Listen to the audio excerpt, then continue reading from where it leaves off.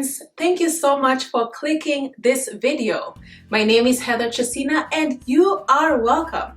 So today I have an exciting video for you. I will be talking about Christian self-publishing. I put up a blog post on my blog www.madeofstill.com on July 8th of this year, and the response was overwhelming. It was really positive. People really reached out to me and they wanted to find out more about Christian self-publishing. Along the way, I also helped I coached two people along their journey, and they successfully self-published their books, and they were Christian books. So I just wanted to start this series for Christian self-publishing because not too long ago, I was that person who was on YouTube looking for a video like this one, trying to figure out, hey, what are the steps for Christian self-publishing? I found that there were not too many resources out there. So I thought, you know what, let me just go ahead and pioneer in this field. So I want to start off by showing you my books. So this is my first book. It's called Made of Steel. And it is based off of Exodus 14 verse 13, which says, "Fear not, stand still." And this is a verse that's so dear to me. It's a verse that God gave me in 2018, and it's surrounded in my house. Like right now, I'm looking at my workstation, and sure enough, that verse is there. So it comes in hardback. It comes in paperback, and you can see the hardback is slightly larger in dimensions. Okay, and then my second book is a journal which I created in memory of my father who passed away last year, and this is a paperback and this is a hardback. This book also comes in an ebook, and I actually published all of them on Amazon.com. So when you order the book, Amazon is the one that fulfills them. So I just want to start off by saying that, and oh yes, I don't know why I didn't mention this. This actually became an Amazon bestseller on multiple categories. And I'm telling you guys, there's something about walking in obedience with God, because when I started writing this book, I was exactly where you are right now. If you want to be an author, let me tell you, I was exactly where you are, and I was like, wow, how will this how will this happen? But it did. So walking in obedience, there's a certain grace that comes when you walk in obedience and you walk in faith.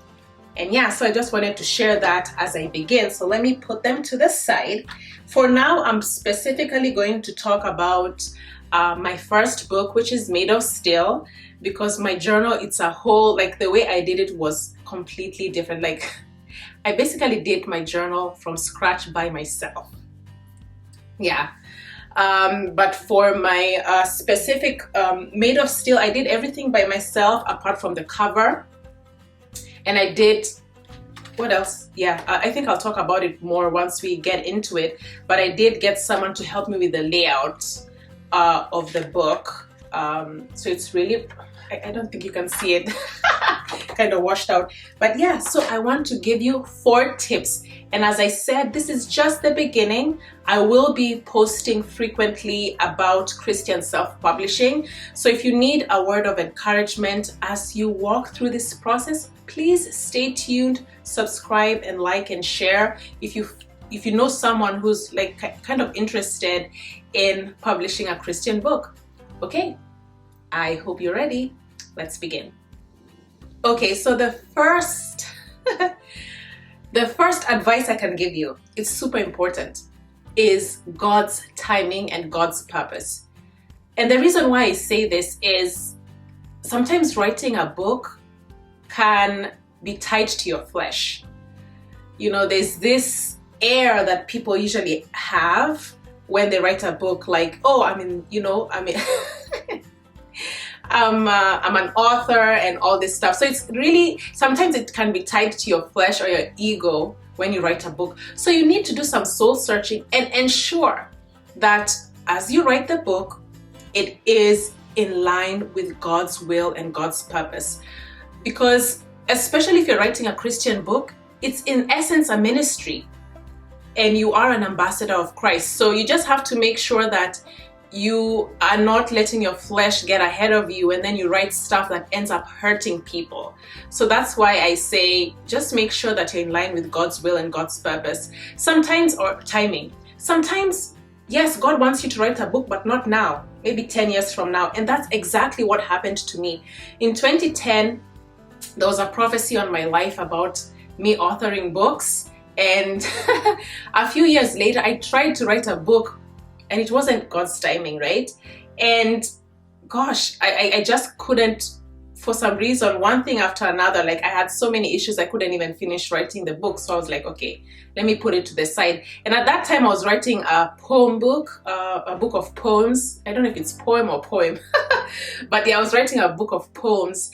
And yeah, for one reason or another, it never got published. And then in 2018, no, not 2018, 2020, in the middle of a pandemic, after losing my dad, God says, hey, I want you to write a book. And that was November of 2020. And I was like, write a book right now? Like, this is not, the perfect time for me. But we have to understand our timing and his timing they're two separate things. So after like lots of confirmation, that's when I was like, okay, I'm gonna write the book. And that's what happened. So really do some soul searching and find out. And it doesn't mean that God has to do something supernatural or step down and send an angel to speak to you, which is fine. But sometimes you can get confirmation through friends who are always telling you, hey, write a book. You can get it through scripture. You can get it through, I don't know how God speaks to you. So that would be something really personal. I can't tell you if it's God telling you to do this or not. But for me, when God spoke to me, I was like, yeah, this is not me. It's God. Yeah, so that's what I wanted to tell you is make sure that you are in line with God's will, God's purpose, and God's timing for you to write your book. Okay, so the second thing that I wanted to mention is about Bible copyright. Guys, I had no idea this was a thing. I thought all Bible versions, yes, they were, inspired by God, but I just didn't know that there were some that were copyrighted. So I remember when I wrote my book, there were some versions of NIV that I had. I think I also used some ESV. And then along the way I found out and I spoke to my editor and she said, hey, yeah, there's this thing and you may want to use KJV. And that's what I did. I did use KJV because at the end of the day, that's the version that I use. And I thought that was okay. So that's what I did. I did use KJV. I will link an article that I saw by Glenn O'Brien who breaks it down really well. So if you use NIV or all the other versions that are copyrighted, you have to specifically use their verbiage or their language as to giving them credit. So to me, the way I wrote my book so fast, I wrote my book in 15 days. I did not have time to go to like all the versions because I think I had used NIV, KJV, I had used ESV initially. So I went back, scrapped all of them out and just used KJV because I believe that's public domain. So just keep that in mind. You do not want to get in trouble for using a copyrighted Bible. Yeah, I know it's really strange. If this is the first time you're hearing it, trust me, I was in the same page with you and I was like, man, this is a thing. So yeah, that's why I used KJV on both of my books actually. So something that you need to take note. Okay, so my third point, and it should come as no surprise to you, is spiritual warfare. When you're writing a book, oh my goodness, you know that somebody else who is meant to read the book, because your book is a ministry. If you're writing a Christian book, trust me, your book is a ministry. Your message and your life story will minister to people. So of course the devil doesn't want you to release it. So for me, I just remember I remember that I had so many, like, especially I think a few months before I published my book, I just had so many like issues. But you know what I said? This is exactly my attitude. Like when I saw like the devil acting up and like a lot of warfare coming along, I was like, God, you are the one who told me to write this book, not me. I'm writing this book in obedience to you. So all this that's happening, you deal with it. Like I did not have time to deal with it. But what I can tell you is during this period, make sure that you're prayed up. Make sure that if you can't fast, please do. And I can link a post that I did a few days ago about fasting. If you're interested in that, please fast. It doesn't mean that you fast food. Sometimes some people can't do that, but you can do a social media fast. Yeah, so for me, what I did is that I joined a prayer group that would pray every Friday. So I was really ensuring that I was like armed up. Of course, make sure that you read the word, but that's something that you you have to be aware of. One of my friends, when she was writing her book, she was starting the process of writing her book. So the first thing that I told her is, hey, I just want to give you a heads up, because you will start seeing spiritual warfare coming up from nowhere. And sure enough, like I think 1 month in, she called me and she was like, Heather, oh my gosh, thank God you told me about this, because like all kinds of crazy stuff has been happening. And yeah, she pushed through and she self-published her book. I did coach her. And when I read the book, I'm telling you, I was in tears, because I was like, oh my God, her story was so beautiful. So that's why I keep on saying, your book is a ministry. Don't take it don't take it lightly. Your ego can't be attached to it. And yeah, just make sure that you're prepared for that. I don't mean to scare you. You understand this is a Christian life, right? Got it? Okay, great. Okay, so my fourth tip is in regards to the importance of finding a Christian-based editor, copywriter, or proofreader. It's really important. So there are several places where you can find an editor. You can find them on Upwork, Fiverr, you can find them anywhere. So for me, I just remember when I started this journey of editing my book, I found someone, I don't even know which site it was, I don't know if it was Upwork or whatever, but I found this person who said that they do Christian editing, and I was like, okay, this is cool. And because for me, I was like, yeah, I want someone who understands my book. And then I stumbled on the same person, because they usually have like maybe different services they offer. Oh my goodness. I searched this person again and I found that they also edit, and I'm sorry to say this, but they also edit erotica. And I was like, gosh, no. I'm sorry,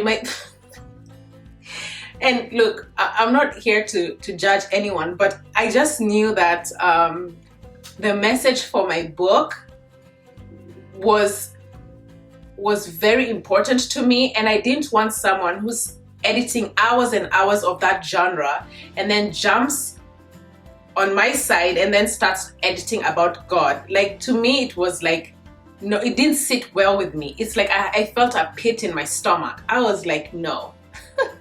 So that's something that you have to be very aware of, because if you're just getting, people who are making doing some advertising online, you never know what other genres they edit. So for me, I was like, no, I want the Spirit of God to be in my book, because it wasn't my journey. Okay, yes, it was my journey, but God is the one who actually started this journey and said, hey, write this book. and I was writing it as a ministry. So I was like, okay, of course I'm not gonna go with this person. It really spooked me out. So I just remember also reaching out to a couple of editor friends that I knew, and they totally bailed out on me. And I also found out that they edit other genres that are, you know, a bit different from my goal. So I was like, okay, maybe that was God's way of saying, don't go down that route. So again, at that point, because at this point I had faced so much hurdles in writing my book, I was like, okay, God, you know what? You told me to write this book, so you'll find me an editor. And oh my goodness, the way I found them, it's a story for another day, because it was so divine. And I looked at their mission and I was like, yes, these are people who only edit Christian books. They understand that my book is a ministry. It's just not a book that's just there. No, it's going to really help people who maybe have gone through similar challenges, or yeah, something like that. So I stumbled upon, and I'm telling you, they were so good. The person who edited my book is, I think she's a pastor's wife. She really believes in ministry, and she did an awesome job.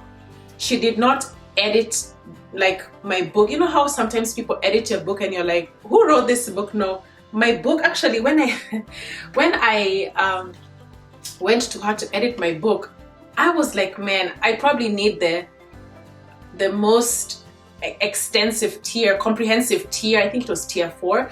And she read my manuscript and she was like, oh, actually yours is probably a tier 1. Like, it was like the least amount of editing that she had to do. And that really warmed my heart. But at the end of the day, like, I wanted to produce something that was really good.